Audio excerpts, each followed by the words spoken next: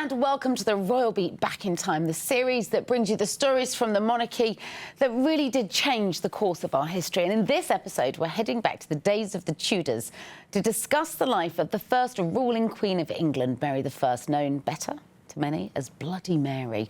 From her royal legitimacy being questioned to ending up as Queen of England, her life really does compare to a modern-day soap opera. And here to unpack all of the drama and to find out whether or not Mary really does deserve her bloody title, I'm delighted to be joined by historians Nicola Tallis and Sarah Gristwood, and Allison Wear, whose latest book, Mary I, Queen of Sorrows, charts the turbulent journey of this Tudor queen. So welcome to you all. Hello. Oh, thank you. And I feel like I've gate crashed, a reunion, because you ladies all know each other very, very well. Yep, we do. We do. Indeed. We are for friends. some years too. Yeah. We are friends. We're colleagues as well. Yes. And we argue a lot. And occasionally, yes, quite. Occasionally, she brings a dagger to debate. You bring a dagger to debate. HR to the set, please. HR to the set. So, how did you all meet, ladies? Before we dive into the life and times of the turbulent Bloody Mary, how did this friendship begin? On my first book, I went to a talk at Cheltenham Literary Festival by the great Allison Wear. And afterwards, I ventured to introduce myself because we actually shared an agency, I'd discovered.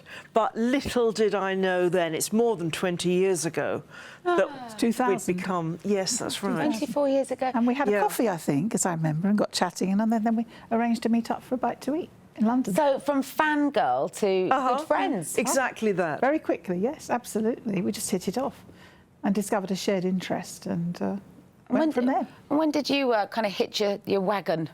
Well, Hitch yourself to the wagon, rather. Yeah, I was a great Alison Wear fangirl, and I actually wrote Alison a letter. This is in 2006, saying how much I loved her work. Didn't think anything more of it, and she very nicely wrote back, and we met up at Hampton Court. But you'd said that you'd been at Hampton Court, you'd missed me, or something. You'd missed me at Hampton Court. Oh, And I said, I'm probably. actually going to be there next week. Do you want to meet for a coffee? Yeah, we did, and then she very nicely wrote my university reference for me. Oh, well, that was some years later, but I was so impressed with her because she was so passionate about it. And I saw my younger self in her. Nobody helped me when I was young. I didn't know anyone. And so I thought, she needs a boost, this girl. Let's dive into your new book, because this is book number 36. Oof. which is But why you who's call her the counting? great Alison. Yes. Okay, I'm getting it The now. busy Alison. Blimey, I mean, that is quite a back catalogue. Before we get into the details of Mary, let's just explain that this book is historical fiction. Yes, it is. As I understand historical fiction, is that comparable, say, for example, with maybe The Crown or Wolf Hall? Yes, it is. Oh, it is. Okay. It's fictionalising history and but it's using the historical sources to create a fictional narrative. And with fiction, you've got more freedom because you can fill in the gaps. You can history doesn't always record people's motives, their emotions, their secrets, their sex lives. And so in a novel, you've got some freedom to do that. But I still feel that what you write should be credible in the context of what is known about your subject. But not all of your work is historical fiction. You do I do back-to-back. And fiction, yes. history. And now that's what the kids call a mash-up, Alison. Is it right? Oh, that's new on me, but You can have that from me, as long as you'll allow me to be in your friendship group. I would say it's me, Nick, actually. So let's start with Mary's early years. Well, I can identify with Mary because when she was 11, her parents split up, effectively. Her father decided he wanted to have his marriage to her mother, Catherine of Aragon, annulled. Her father, by the way, is Henry VIII. Of course, yes, I should have said that. No, Her father, Henry VIII, decided that Mary is his only daughter by his first wife, Catherine of Aragon. He doesn't have a son. He's desperate for a son. England had never had a queen regnant. And there was a lot of male prejudice against it. It's just the zeitgeist of the age. And but in 1527, Catherine can no longer have children. Henry has This is Catherine here. That's Catherine of Aragon there, and Henry VIII on the left. So, yes, so he's desperate for a son. He's fallen in love, passionately, obsessively in love, with Catherine's maid of honour, Anne Boleyn. And he applies to the Pope for an annulment. And for political reasons, the Pope stalls on this for 7 years. And Henry breaks with Rome during that time and has his new radical Archbishop of Canterbury declare his marriage to Catherine invalid. And he's already married Anne on the strength of opinion of canon lawyers in the universities. And Mary, a year after his marriage to Anne Boleyn, which was in 1533, this is Anne Boleyn here, a year after his marriage, Mary is declared a bastard, an act of succession is passed, and the succession is settled on Anne's daughter, Elizabeth, because Anne didn't give Henry the desired for son.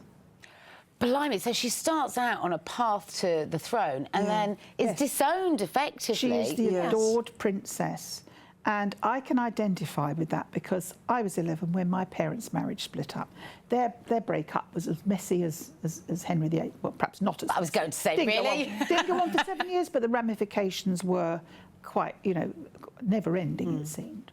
So I can identify with her, and I can identify her as a princess who's been stripped of all her identity, her royal status, and who, through her brother's reign, because Henry's son Edward VI, by his third wife Jane Seymour, reigns in England from 1547 to 1553, and England turns Protestant, and the king is a rabid Protestant, even though he's very 9 when he comes to the throne.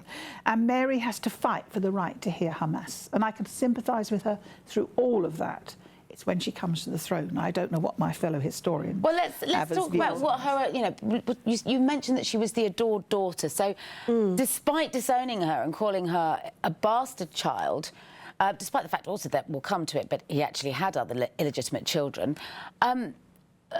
Did she have a good relationship with her father in her early years, do we know? Yeah, she absolutely did. She was very fond of her father. He was very fond of her. She was, to all intents and purposes, the adored daughter. And so when Henry disowns Mary effectively... That's going to hurt, right? Yeah, it has a terrible impact on Mary physically as well. With the double whammy that he doesn't want her mother either and is now in love with somebody else that's been in very close quarters with them. So that betrayal must be very cutting. Yeah, it is, but one should remember that he only really falls out with Mary when it's clear that she's standing up for her mother. And her faith. Yes. And not so much her faith at this point. Right, the Reformation hasn't happened. And Mary and her mother were enormously close. Yes. I mean, as the years wore on, there's an extraordinary letter from Catherine of Aragon to Mary when things have all started to go bad, when they've been separated. Because Henry, finding them both that neither of them would go along with his plans, neither of them would go quietly, forbade them to meet for the last years of Catherine's life. So he's trying to separate them as well. Totally. Even when Mary was ill and Catherine was desperate, as a mother would be, to go to her, if Mary's life was despaired of, he would not let them meet. And they find that very traumatic. It's 4 years, the last 4 years of Catherine's life. She doesn't see. That's so cruel. Yes, I know it is. And Anne Boleyn is constantly nagging the king to have them executed because they've defied his laws. Yeah. And Anne Boleyn was Catherine's friend?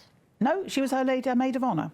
Well, I'm not sure. They were never friends that we know of. And Anne Boleyn sort of replaced her in Henry's affections. So this is a young woman that is surrounded by the deep love of her mother, the adoration of her father, but then all of this deception, betrayal, treachery. It's dreadful. And she has many sympathisers too, isn't she? It's really, really traumatic for her. And we see throughout her life she's plagued by illness. Yes. And a lot of that, I think, is the result of stress. It stems from adolescence. That she finds herself in. I'm thinking in this day and age, we would all be very concerned for this young woman's mental well-being. Deeply. Absolutely. Absolutely. Yes. So talk to me about the king's great matter and why it mattered so much in this scenario. Henry did not have an heir.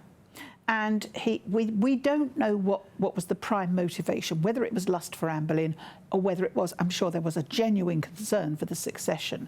But he also had convinced himself, after the French ambassador raised questions about Mary's legitimacy in 1527, he convinced himself that his marriage was invalid on false pretext. He was a great scholar, but he wasn't a very good theologian, because the issue that he raised was that Catherine had been married to his brother Arthur for 6 months before Arthur died. When you explain this in 2024, this all sounds terribly grubby, doesn't it? Yeah, and totally. Frankly. It is grubby. But there's so much sources. Does about the 16th century. Yes, it does. That's why we're all endlessly interested. Inter-family relationships that in this day and age we wouldn't be as supportive of at all. No. So run me by it again. Who'd been Catherine of Aragon had been married to his brother who died. Yes. And then Henry's grounds that suddenly he couldn't get out of the marriage to her, to be with Anne Boleyn. So he goes, well, actually, I don't believe we're actually technically married because you were married to my brother, and I believe you consummated the marriage. Yeah, Is that right? The consummation, which Henry didn't seem to understand or wouldn't understand, wasn't the issue. It was whether Catherine had borne Arthur a child, and she hadn't. And so the marriage was valid, but Henry based his case on the issue of consummation. Did he try to rewrite the law to fit his own brief? No, he just got canon lawyers on his side, and of course Catherine had canon lawyers on hers. Except it was all such a mess, royals all over Europe. Catherine of Aragon, one of her sisters married the King of Portugal. Yeah. When she died, the King of Portugal married another of Catherine's sisters. And then when she died, the same king married one of their nieces. So you do think that when Henry came to Catherine saying, I think our marriage is invalid, you were married to my brother, Catherine would have been, and the problem is, have you looked at my family tree? I think that's true. Can we all stop teaching young girls to aspire to become princesses if this is the lay of the land? Well, The Disney princess seems quite twisted now, doesn't it? And your country, your family, your homeland, to marry a man or a boy you've never seen. That was the lot of many princesses. Well, that was certainly the case for Mary, right? She was promised at the age of 2. Oh, yes, she was, to the Dauphin. And who is the Dauphin? Dauphin is the heir to the King of France. And the Dauphin was then in his cradle. And they were children could be married. They couldn't cohabit until a girl was 12 or a boy was 14. And then 12's all right. Yeah, but life is much shorter then. For women, it's about 29, 30 years. I feel like I'm in an episode of Horrible Histories here. I know. Well, believe me, it often was. She was promised repeatedly before she'd reached adolescence, but that was standard. So what we've got is a bunch of very powerful, privileged people from across the continent having a sort of royal dogfight for supremacy. Exactly. Good way of putting it. Exactly that. First you're married, you're betrothed to France, then you're betrothed to Spain, and then And then he's like, oh, I didn't want to marry her after all. Sorry, but you're married to her. You've got to say, well, I'll tell you what I'm going to do. I'm going to invent. Well, I'm going to accelerate a new religion, and we're going to stand down the Pope because he doesn't agree with me. Well, this was extreme, but popes were often very accommodating to monarchs. A little backhander might have helped in some cases, but in this case it was extreme, and Henry was questioning the right of the papacy to dispense in such a case. So hold on, right. It's 1533. Henry gets the divorce that he wants. He marries his second wife, Anne Boleyn, and much to his disappointment, this produces Elizabeth, another daughter, not the heir that he's so desperate the male to have. So the two sisters, how did they get along? Well, very well to start with, didn't they? Well, to begin with, it is quite difficult because Mary is sent to live in Elizabeth's household when Elizabeth is just a few months old. And this is Elizabeth This is Elizabeth, and that's quite difficult because at that time Elizabeth is the most important royal child in the country. Mary, of course, has gone from being most important. Is her mother dead by this point? No. No, her mother's still alive and living in exile. But they aren't. But then they cannot meet. No, after 1532 they don't meet. So she's really... She's isolated. She's very isolated. And then she has to get on with all the Boleyn relations who are in Elizabeth's household. And she has this Lady Shelton as a governess who actually doesn't seem very kind to her, but actually is sympathetic towards her, and tries to protect her from Anne Boleyn, because Anne Boleyn is sending letters instructing her to give her a good banging for the cursed bastard she is. And I'm quoting there. Good slap. A good slap. So Anne Boleyn is encouraging who to hit Mary? The governess. Of course, corporal punishment was freely that's used an with children. instruction from your employer, effectively. Well, yes, it is. Yes, it is. And she couldn't. She was Anne Boleyn's aunt. I am not liking this girl power. No. There isn't any girl power at this time. But it's really there is if you're Anne Boleyn. Well, or is there? What happened to her? Well, yes. In the end, of course, her power was proved to be as nothing, because the only thing that stood between her and her enemies was the king. And once she lost his love, that was it.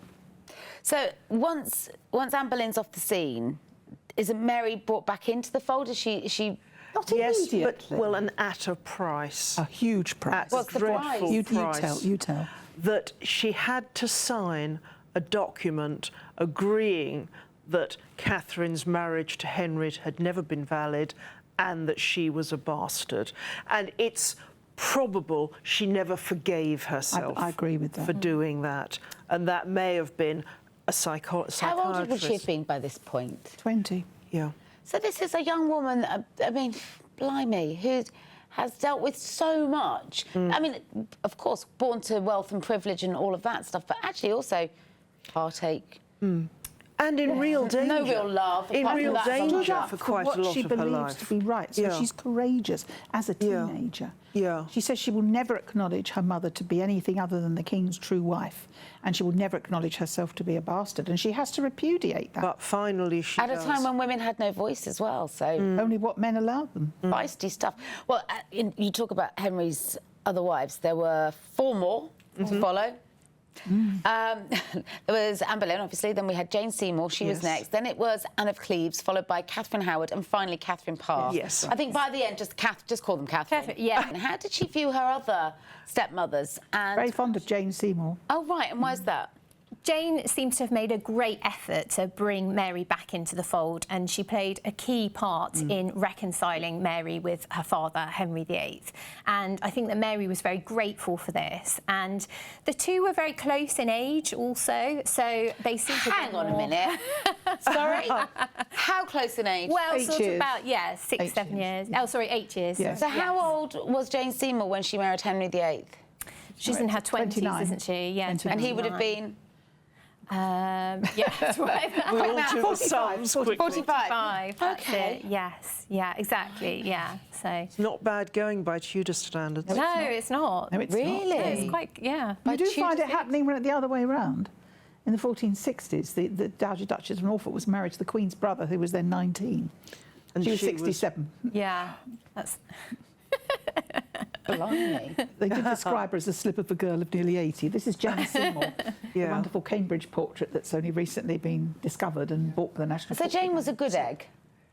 To a degree, a lot of new research is being done on Jane by Elizabeth Norton, and I think it's going to completely revise our opinions of her, and I can't say any more now. And also, Jane, of course, did give birth to Henry's longed-for son, which, Yeah. in a Which sense... changed the game, right? It changed the Definitely. game. In a way, Yes, for the Edward. 2 daughters, maybe it took a bit of the heat out of it. I'm sure it did. Because by anybody's rules, the prince was going to inherit first. So after almost 38 years, 6 wives, 3 surviving legitimate children, Henry VIII becomes ill and dies in 1547. His 9-year-old son, Edward, from his 3rd marriage, ascends the throne, making Mary the sister of the king, despite the fact that she had been primed in her early life to become the Queen of England. Yes. Because boys took precedence. Yeah, that over- was over standard girls. That after was all. standard. Yeah. But don't forget, And we'd never had a queen. Despite the bastards, No. no, we haven't. That's- And despite the both princesses having been declared bastards in 1544, Henry passed the Act of Succession, restoring them to the succession after Edward. So then there would be Edward and his heirs, Mary and her heirs. So what do you think and made him Elizabeth do and that her. after being such a brute? I think Catherine Parr's influence had a little bit of something to do with it, but he needed to ensure the succession. He was not in good health. Right. Yeah, I think it's a backup And plan. He people only did has die. one And he son, had another so there's the backup. heir, but there isn't a spare Yeah. at that point. And then, failing all of them, he was literally, the Parliament empowered him to choose whoever he liked to be monarch. So who did he choose? Well, nobody, because when he didn't have to do that because his children all outlived him. But had they all predeceased him, he had the power granted by Parliament to choose whoever he wished to be king. And one interesting thing, I guess, about Henry's last word on Henry is this business of not considering that a daughter could rule. And nor did he see that if he married Mary, as soon as she became of marriageable age, she could have a son who would be his heir. He couldn't see that. Right. And in terms of the relationship between Mary and Edward, her little brother who was the king, what was that relationship Not like? good. Oh. Because Edward turned Protestant, was a rabid Protestant. He'd been brought up by Cambridge reformers, chosen by Henry VIII, I might add. But they were closet Protestants. They came out as soon as Edward became king. And yet his mother was a loud and proud Catholic, yeah? That review is being revised. Okay. Yes. But that, So she's- well, she so wasn't a the history Protestant. books suggest thus far. The history, yes. But no, I mean, Mary's relationship with Edward was absolutely fraught because when the Mass was banned by law, she continued to have it celebrated in her household. And people, the Catholics from round and about, were coming to Mass in her chapel. And the government didn't like this at all. So it was one constant battle. It went on for 6 years. And when Edward ventured to tell her, he's 9 years old, remember, and exactly. When Edward ventures to tell her, you know, that she should be towing the line and obeying his law, she said she told him he wasn't old enough to have an opinion.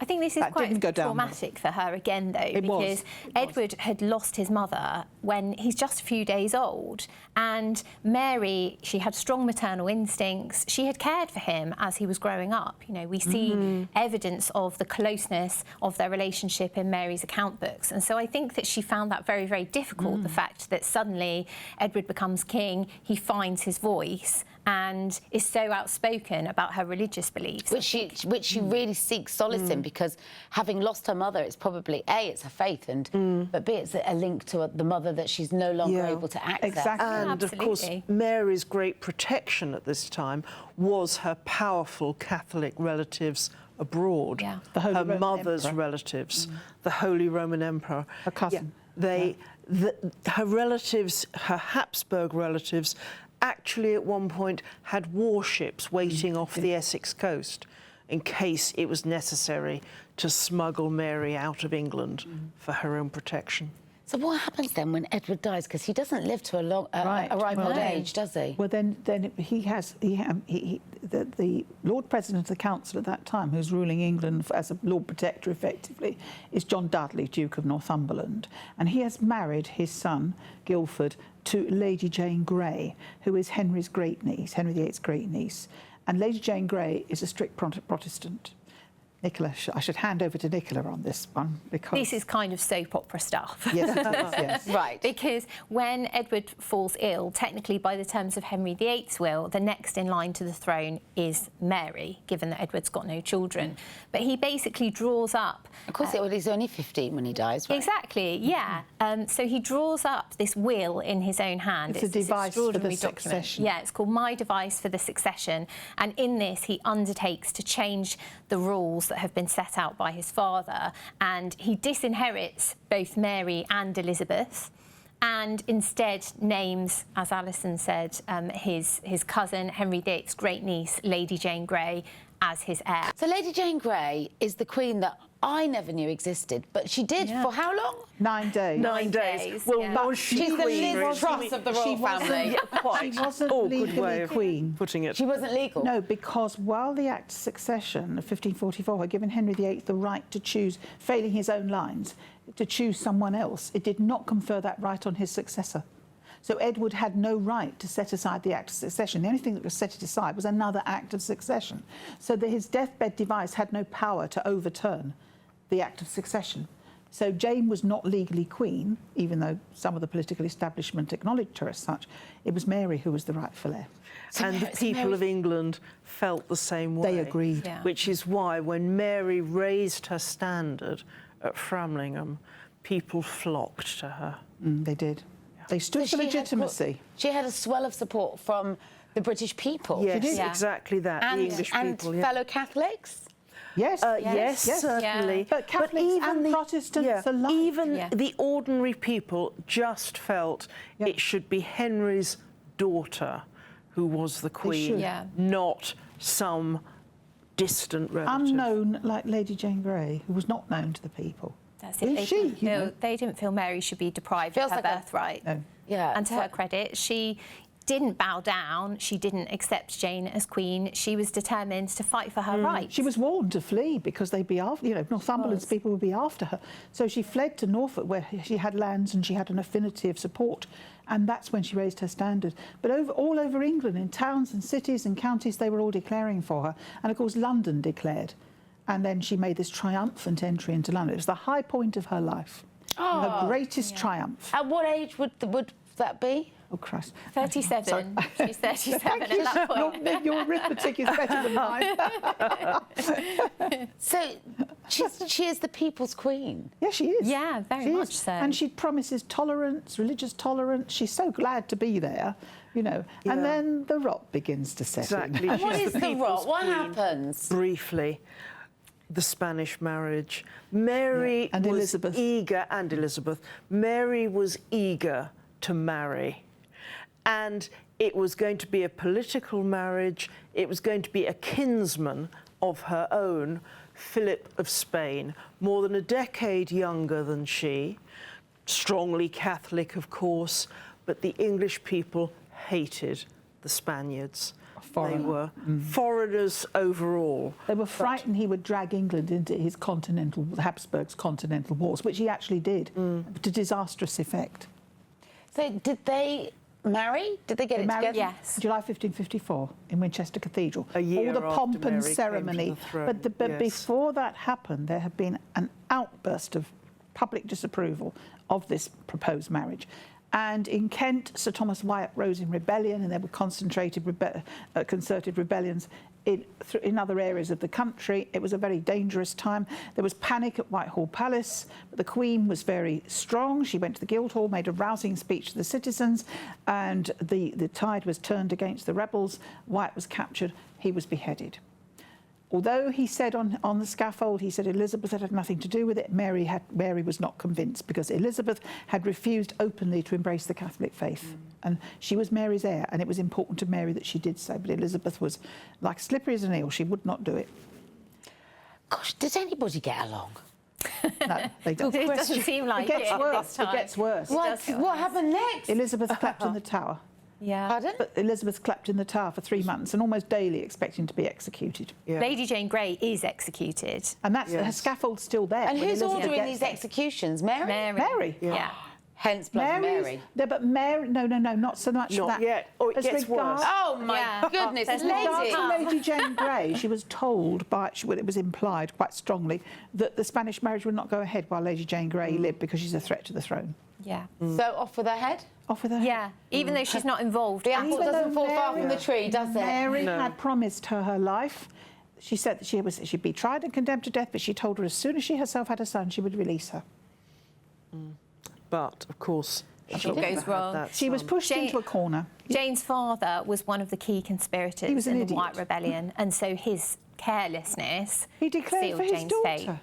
I mean, Yeah, an yeah, idiot. it's very cool. And she's probably no more than 17 at this point. Yes. And she loses her head. yes, she So did. she's ordering these beheadings, and yet you tell me that there's worse to come. So what happened next? Oh, a lot. Oh, yeah, there's a lot.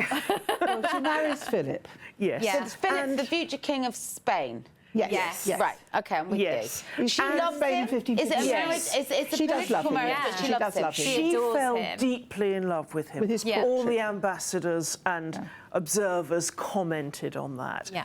It's probable he didn't feel quite the same way. It's very likely. Yeah, indeed. What I was trying to what be leads polite. you to that, lady? Or some comments that are made by Yeah. those in his entourage who are close about to him. how the Queen is a perfect saint. She dresses very badly. You know, they're all saying it's very good of Philip to be so polite and so chivalrous Yes. and to make a kind of good show as if he loved Mary. But hey, But it's she's a- doing her it's a an favour. arranged marriage, and Yeah. this is what They'd we never expect. met, of Yeah. course. And did they ever attempt to have a family together? Yes, they did. Yeah. They did. She became, as she thought, pregnant. They married in July 1554, early 1555. She thinks she is pregnant. And this goes on, this pregnancy lasts for 11 months. Before she very publicly takes to her chamber, which is women went into seclusion before giving birth, and she is she has to acknowledge in the end there is no, well, she doesn't openly acknowledge it, it's just that literally nothing is said. Her stomach, the swelling in her stomach went down. It was a phantom pregnancy. No ultrasounds in the 16th century. We don't see it nowadays. I took medical advice on this, look at, on what was actually wrong with her. Was it a phantom pregnancy? And I had the head of obstetrics at St Thomas's Hospital, back in the 90s, got in touch with me and said, definitely it is a phantom pregnancy. And With all phantom the- pregnancy is what? Her It's when a wishful woman thinking? is so desperate for a baby, she imagines herself to be pregnant. And it stimulates the glands to secrete milk, gas swells the stomach, and the woman believes she is pregnant. So And the her belief was that she was The gas pregnant. mimics the Totally. movements of a baby. Yeah. And Mary had all this. But at 9 months pregnant, supposedly, she's sitting on the floor dejectedly with her knees up to her chest. No pregnant woman at 9 months could do anything like that. So definitely, her Well, that stomach wasn't is my going experience, down. I'll tell you. Yeah. Wow. I think it's hard as well not to feel sympathy for her on course a you do. personal level in that sense. But that because- summer of her pregnancy sees the heresy laws revived and the first heretics being burned. Yeah. Those who refuse to Explain recant. what that is. A heretic is a person who goes against a official religion, basically. And The official religion is of the Mary day. turned the clock back. I always think she harked back to the safe world of her childhood. She wanted to restore that, and the Protestant faith was outlawed. So it became law. illegal to be a Protestant. It did. This was done in stages, but quite quickly. And then the heresy laws were revived, which meant that a heretic who refused to recant would go to the stake, would be burned to death. So let me just translate that. A Protestant who refused to stop being a Protestant and revert refused to to become a Catholic. Catholicism would be killed You and had burned at one the stake. chance to recant. And if you did that and you recanted, you would be spared the stake. You'd probably be watched by the authorities or by your local priest. But Mary took even that away, because as this persecution gathered pace, she repealed this right for them to have one chance at recanting. As soon as you were accused of heresy, off to the stake. And it was... How many people lost their lives as a between result? 284 and 313. And there are some awful cases. There's cases of... certainly revenge is playing a part in some of this. The local authorities, local sheriffs, local priests. If people couldn't say the Lord's Prayer, they were sent to the stake. Isn't there a lady that goes into labour as well? Yes, Well, I've in written Jersey, the yeah. e-short that goes with this book is the terrible tale of Peritine Massie. It's on Guernsey. And she and her mother and sister were burned at one stake for being Protestants. And she gave birth in the fire. And they rescued the baby from the flames, and then the sheriff ordered them to throw it back. This shocked even Tudor England. And although we don't know Mary actually signed that warrant, but she signed most warrants, and it was all authorised by her. It's done in her name. Do you think she's more barbaric than her father? Personally, I mean, this is very personal view. I think this is the worst death you could inflict on anyone. Apart from hanging, drawing and quartering is pretty bad too. But her father didn't burn that many. I think 59 Protestants. And he also burned Catholics who... Also, wasn't her sister Elizabeth she burned 6. a Protestant? Yes, she was. Yes. Yes, she was. Did she Because refuse to convert back to Catholicism? But she was clever. She put up a pretence of it. You see, probably... Go on. No. I think probably Mary thought that burning a few, it would be a short, sharp shock. People would agree then to convert. And I think she You probably... think she was making an example of them? Yes. Yeah. Absolutely. And, of course, by her belief, to give them a taste of hellfire on earth Yep. would spare them the eternity of hellfire in the afterlife.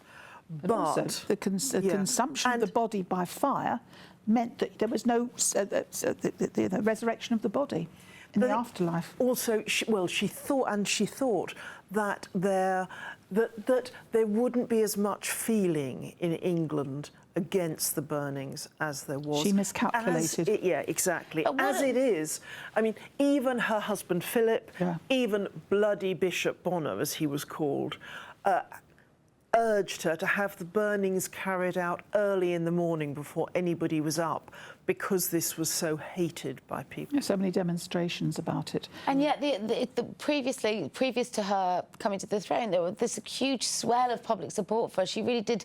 She threw it away. Yeah. Yeah. She threw it what- away. Yeah. There were constant protests, and her councillors debated again and again whether the burnings were effective and whether they were necessary, because they were concerned about the effect. And the Lord Chancellor, Stephen Gardiner, Bishop of Winchester, and Philip both urged Mary to pull back on it, and she refused. Well, Mary's life ended in 1558, just 5 years after she became queen. And on her deathbed, she very reluctantly named Elizabeth as her successor.